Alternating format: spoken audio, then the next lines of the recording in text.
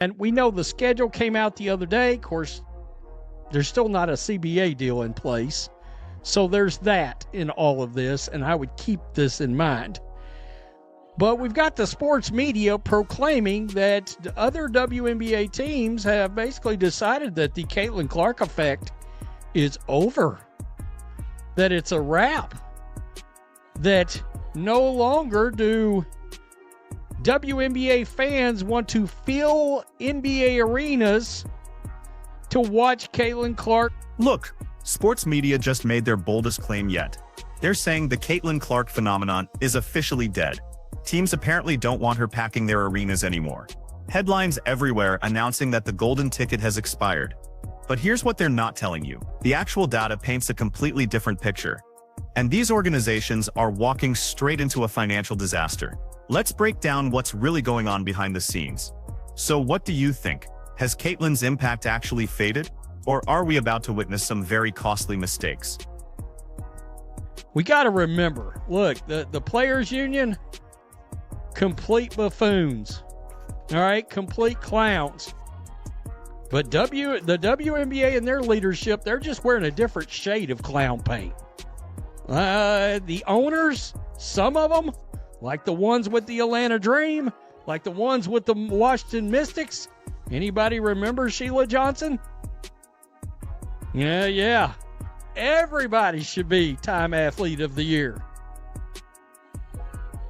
I find this hilarious, and I find it hilarious that the sports media is trying to jump on this as a way to, as we know, they're always trying to figure out a way to downplay the popularity of Caitlin Clark because they want it so badly to be about all these other players that it's just simply not about. The schedule just dropped, and suddenly every sports analyst decided they could predict the future. The Clark era is finished, they declared. Organizations aren't upgrading to larger venues anymore. They announced with the certainty of people who clearly stopped reading after the first paragraph. Their evidence? Only 4 matchups against Indiana got relocated to bigger spaces this season, compared to 9 previously. Open and shut case, apparently. The magic has disappeared. The phenomenon has ended. We're moving more games to different arenas this upcoming season, but Caitlin Clark and the Indiana Fever have significantly fewer of those games. The WNBA regular season schedule announced Wednesday included 19 games moved to different arenas, up from 15 games last year. But here's the crucial detail these expert commentators somehow overlooked. There's no collective bargaining agreement finalized yet. You know, that small matter called a CBA that actually determines whether a complete season will even happen. Organizations are reluctant to reserve massive venues and lock in costly location changes when they have no idea if those games will actually take place. This isn't advanced physics, but apparently it's beyond what sports journalism can comprehend. Let me break down what really occurred here. The schedule reveals 19 matchups moved to alternate locations this year, increasing from 15 previously. Sounds like the league is broadening its venue approach, doesn't it? That's exactly what's happening. The bump comes primarily from Toronto Tempo, one of the fresh expansion teams alongside Portland Fire. Toronto alone is hosting 5 home matchups away from their regular location, including pairs in both Montreal and Vancouver. So total relocated games increased. Yet somehow this transforms into a story about declining Clark popularity. The numbers simply don't support that conclusion. Last year, this is what they're not telling you yet. You've got to pay attention to this. This is all because of expansion franchises. The WNBA teams that moved games in recent years to accommodate more fans or to appeal to those in different markets. The increase is largely due to the Toronto Tempo, an expansion team. One of the WNBA's expansion franchises, along with the Portland Fire. The Tempo are playing 5 home games outside of their usual home, the Coca-Cola Coliseum, including 2 games each in Montreal and Vancouver. But opponents have moved just 4 games to bigger arenas for Caitlin Clark and the Fever this season, down from 9 last year. The 4 games are July 5th against the Aces, August 8th against the Sky, August 18th against the Tempo, August 20th against the... Indiana still has opponents relocating 4 matchups to larger spaces. July 5 facing Vegas, August 8 against Chicago, August 18 versus Toronto, and August 20 meeting Dallas. See the pattern in those timing choices? They're all positioned later in the schedule. The reason? Organizations are holding off until CBA negotiations conclude. If there's a work stoppage or postponed beginning, those early matchups might never occur. Why would teams lock in expensive venue contracts for games that could get scrapped? But this is where things get truly amusing. Chicago and Dallas each have only one relocated game now versus two previously. Washington and Atlanta, who each moved one Indiana matchup last year, have zero planned for this upcoming season. Sports journalism pounced on this like it proved Caitlin's diminishing appeal. What they conveniently ignored is that both Washington and Atlanta have ownership that's demonstrated questionable judgment repeatedly. Remember Sheila Johnson, the Washington owner who seemed more focused on making statements than selling tickets? Atlanta plays in a 4,300-seat venue. Think about that for a moment. When Clark visits town, they could easily fill a space 5 times larger. But sure, let's act like they're making brilliant business choices by staying in their cramped arena. This is the same franchise that's proven repeatedly they'd rather prove a point than generate profit. Increase in moved fever games comes after Caitlin Clark played in just 13 games last season. Clark appeared in just 3 of the 9 moved games. What really frustrates me about this entire storyline is this. Indiana remained the league's top attraction last season. Not runner-up, not close third. The absolute biggest draw, period. They pulled 15,884 fans for away games. That's 4,000 ahead of anyone else. Indiana's road matchups that got moved to bigger venues, every single one sold completely out. Every single one. But hold on. The journalists complain. Caitlin only appeared in 3 of those 9 relocated games due to injury. Precisely. She suited up for 13 total games last season. Indiana still packed those arenas without her on the floor. You know what that demonstrates? It shows the interest is genuine, lasting, and isn't disappearing. Let's examine what really occurred with ticket pricing. When fans discovered Caitlin wouldn't play in certain relocated matchups, prices fell. The games still sold out completely, but gate revenue suffered. That's the gap between filling an arena at premium rates versus filling it at reduced prices because your marquee player is absent. Interest remains strong, just at different spending levels. Sports journalism is frantically trying to build this story that other WNBA athletes have somehow matched Caitlin's box office power. It's getting ridiculous at this point. They desperately want it to center around all these other players. But the data refuses to support their wishful thinking. Indiana draws 4,000 more fans per away game than anyone else. That's not a minor difference. That's a massive gap. An Indiana representative told Front Office Sports they can't comment on what other organizations might do regarding venue modifications. Translation? They know what's approaching. They're just waiting for everyone else to quit playing around. The WNBA dropped their schedule 2 months ahead of normal this year. Last season, Atlanta announced their venue switch in March. We're at January's end now. 6 weeks remain before March hit. Anyone really believe these teams won't relocate games once the CBA finalizes and they confirm the season is proceeding?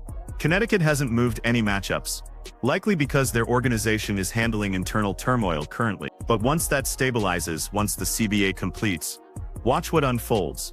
These teams will suddenly remember they enjoy making money. Here's what nobody in journalism wants to admit. The second Caitlin Clark drains her opening three-pointer in an official game next season, this whole effect is finished narrative disappears completely. The moment she connects from logo range, every team that didn't relocate games to bigger venues will be frantically trying to make adjustments. Fans want to watch her compete in an Indiana uniform in real competitions. There was genuine disappointment about how the injury situation got managed last season. Indiana kept leading fans on, suggesting she'd return. Then suddenly there's an ankle problem nobody knew existed. The media connected to Indiana acted weird about everything, and fans felt deceived. But put Caitlin in uniform. Let her perform what she does and everything changes. Interest doesn't just vanish because she missed time from injury. If anything, it grows stronger. Fans want to witness what she accomplishes in year 2. They want to see her improvements, how the organization has developed around her, whether she can guide them further into postseason play. Sports media's desperation to minimize Caitlin's influence is so obvious it's almost comical. They've been attempting since she joined the league to make it about other athletes. They've promoted every conceivable angle. The league was already expanding before her arrival. Other players are equally thrilling. The focus she gets is unfair to experienced players. She gains from advantages. None of it works because numbers don't deceive. 15,884 fans per away game, 4,000 ahead of the closest competitor. Sellouts at every relocated venue.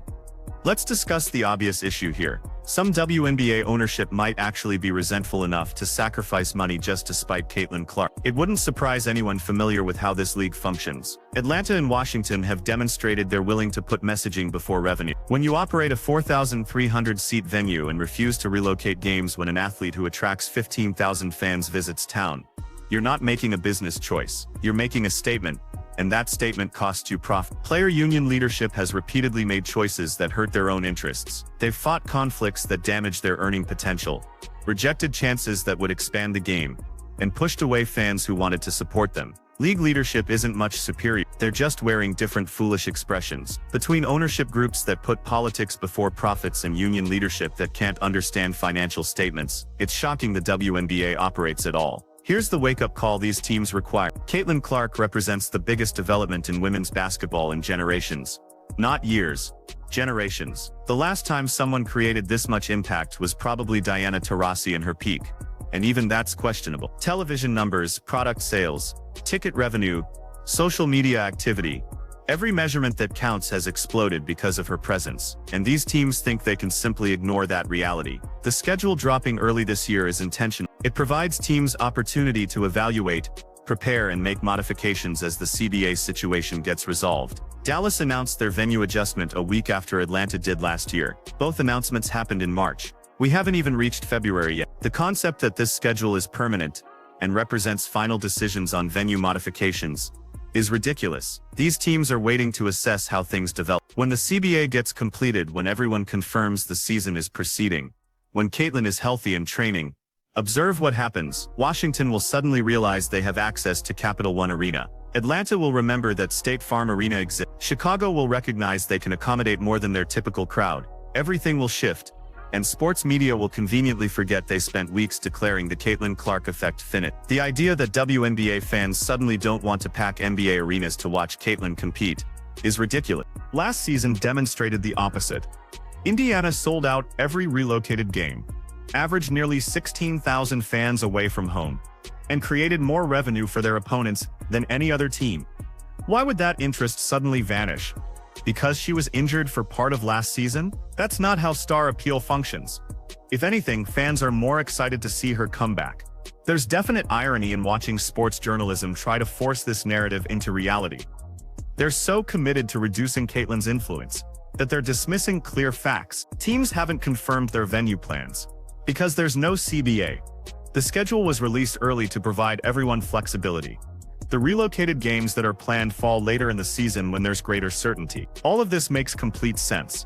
But logic doesn't create website traffic. The wisest move WNBA teams could make right now is acknowledge what everyone already understands. Caitlin Clark moves tickets. She packs arenas. She creates revenue. Resisting that truth doesn't make you principled. It makes you financially unsuccessful. The teams that accept it and relocate games to bigger venues will earn more money. The teams that resist will watch other organizations profit while they perform for partially filled small arenas. Not many brilliant people are handling WNBA or women's basketball decisions currently. That's not meant as criticism. It's a conclusion based on years of observing poor choices get made consistently. From ownership to union leadership to league administration, there's a clear pattern of focusing on everything except expanding the game and increasing revenue. Caitlin Clark delivered them a perfect chance, and some are determined to waste it. The reality is straightforward. The Caitlin Clark effect isn't finished. It's on hold while everyone resolves the CBA situation. The moment she takes the floor for actual games, the moment she reminds everyone why she's exceptional, all this declining popularity nonsense will disappear. Teams will rush to relocate game. Media will reverse their positions, and fans will appear by the thousands exactly like before. Sports journalism can publish whatever headlines they choose. They can act like the numbers mean something they don't. They can promote narratives that collapse under basic examination. But none of it alters truth. Caitlin Clark remains the biggest attraction in women's basketball. Indiana is the league's premier draw, and no amount of hopeful thinking from people who prefer otherwise will modify those realities. The buyer's remorse is approaching, and it's going to be amazing to witness. These organizations are about to discover a costly lesson about ignoring reality. Numbers don't deceive, even when stories do. If you enjoyed watching sports media get called out again, smash that like button. Subscribe for more facts without the nonsense. Leave a comment telling me which team regrets their choice first. Until next time, keep challenging the story.